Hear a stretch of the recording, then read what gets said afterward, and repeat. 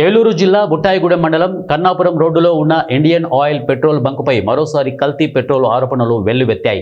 శుక్రవారం మధ్యాహ్నం వాహనదారులు బంకు వద్ద నిరసనకు దిగారు. తమ వాహనాల్లో పెట్రోల్ నింపుకున్న తర్వాత వాహనాలు ఒక్కసారిగా ఆగిపోవడం, ఇంజన్లు సరిగా పనిచేయకపోవడం, రిపేరు ఖర్చులు మోపబడ్డం వాహనదారులు ఆగ్రహానికి గురిచేసింది.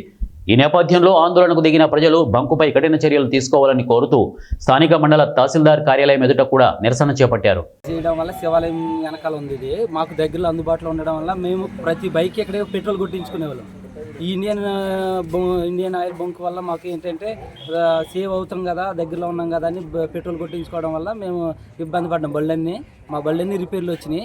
ఈ బళ్ళుకి మా మనుషులకు సంబంధించి అన్ని ఇది కావాల్సినవి చేయించాల్సిందిగా కోరుతున్నాం. మండలం ముక్నూరు మేము గత 2 సంవత్సరాలుగా ఇక్కడే శివాలయం దగ్గర బంకు ఇండియన్ ఆయిల్ బంకులో పెట్రోల్ కొట్టిస్తున్నాం.